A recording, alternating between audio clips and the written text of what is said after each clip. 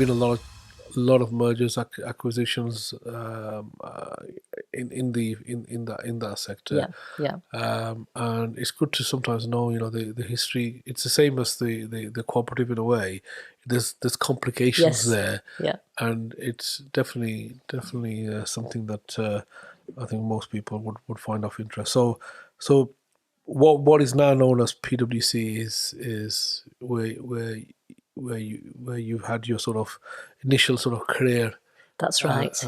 Yeah. So I trained as a chartered accountant, but because the firm was quite large, most of the work that I did was audit work. So I didn't really get involved in preparing accounts. So the numbers side of it became less critical in the day-to-day work. So whilst I enjoyed the exams and did pretty well, getting through the qualification, I didn't really enjoy the work that I was doing. Right. And as part of that progression of my career, I got involved in a lot of the work supporting colleagues who were recruiting new accountants, graduate recruitment processes, exam training, and did quite a bit of mentoring as an accountant. And I got the opportunity straight after qualifying to go on secondment into the HR department to support with graduate recruitment. And that's when my journey into people development started, really.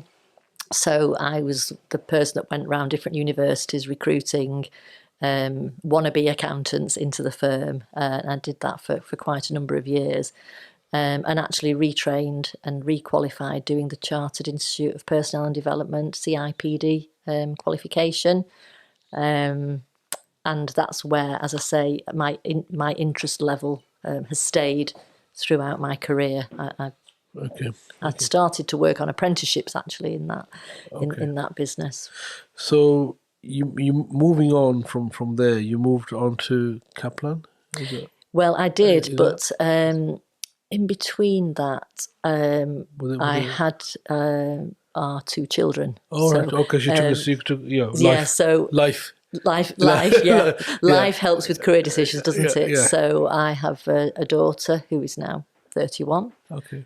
And a son who's 29. And when we had the two children, my job was a regional HR manager for Coopers and Lybrand, it was at that point. Right.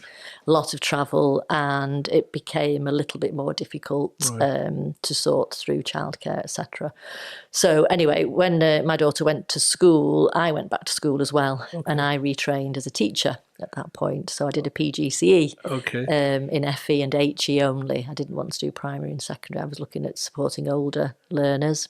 That's like your second career to a certain level. Yeah. So I was doing exams and I qualified as a teacher. So I was in school for a year, and then I had a couple of teaching roles before I happened upon Kaplan. And I worked for them as a teacher of accountancy and finance, and more latterly I started to run their apprenticeship programs in finance and more broadly than that as well.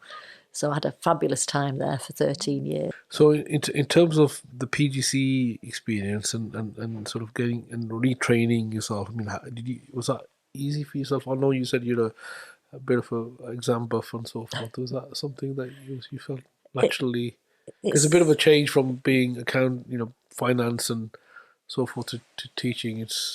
It was interesting actually, because everybody who was on the programme with me on that course were all more mature students who were retraining and were using their prior experience to take them forward in a different direction.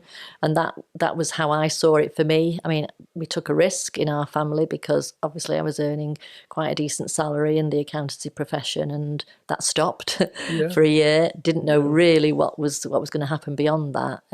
So I really took a downturn in salary in order to then move up again. So, the ladders of careers moving down. And it was an investment in terms of... It was investment, yeah. But again, like with anything else, you don't know whether it's going to work out. Exactly, yeah. And I'm pretty risk averse, so it was quite a big decision for myself and my husband at the time to do that and take that risk. But it paid off. Canny Conversation Podcast Series 5 by Safaraz Ali.